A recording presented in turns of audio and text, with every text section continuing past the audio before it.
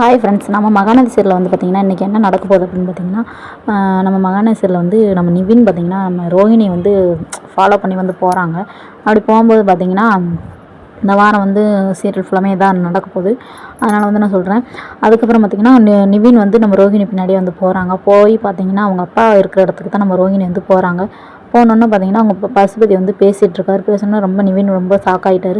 Shock ஆனோன்னே அங்கேருந்து பசுபதி வந்து அங்கே அடியாட்கள்லாம் நிறைய வச்சுருக்காங்களா, அந்த பசுபதி வந்து அவங்கள்ட்ட சொல்கிறாங்க, வெண்ணிலா என்னமோ வந்து பேச ஆரம்பிக்கிறானா, உண்மையெல்லாம் சொல்ல போகிறா போல், ரொம்ப வந்து உடம்புலாம் சரியாகிக்கிட்டே வருதான், அதனால் வந்து அவளை வந்து முடிச்சு விட்ருங்க அப்படின்ற மாதிரி வந்து சொல்லி விட்றாரு நம்ம பசுபதி. சொன்னோன்னே பார்த்திங்கன்னா நம்ம நிவின் அதையும் கேட்டுட்டு சரின்ட்டு வரலான்ட்டு கேட்டுட்டு இருக்கும்போது பார்த்திங்கன்னா ஒரு குப்பை டப்பா இருக்கும், அதை தட்டி விட்டுறாங்க. தட்டி விட்டோன்னா பார்த்திங்கன்னா என்ன நடக்குதுன்னா சவுண்டு கேட்குது. சவுண்டு கேட்டோன்னே பார்த்திங்கன்னா அவங்க அடியாட்கள் எல்லாருமே வந்து வெளியே வந்து ஓடி வராங்க. ஓடி வந்து பார்த்திங்கன்னா பரவாயில்ல, நிவின் வந்து தப்பிச்சிட்டாங்க ஓரளவுக்கு. ஆனாலும் அந்த இடத்துல வந்து குப்பை டப்பா மட்டும் தான் கிடந்துச்சு. அதனால் அதை பார்த்துட்டு அவங்க கம்முன்னு இருந்துக்கிட்டாங்க. வந்தோன்னே பார்த்திங்கன்னா நம்ம காவேரிக்கு எப்பயும் போல் ஃபோன் அடித்து இந்த மாதிரி நம்ம வெண்ணிலாவுக்கு ஏதோ பிரச்சனை வரப்போகுது, அவங்க வந்து வெண்ணிலா வந்து கொலை பண்ண சொல்லிட்டாங்க அப்படின்ற மாதிரி நம்ம காவேரிக்கிட்ட வந்து நம்ம நிவின் வந்து இன்ஃபார்ம் பண்ணுறப்பல, இன்ஃபார்ம் பண்ணோன்னா நம்ம காவேரி வந்து என்ன செய்யறதுன்னு தெரியாமல் அப்படியே வந்து ஷாக் ஆகுறாங்க.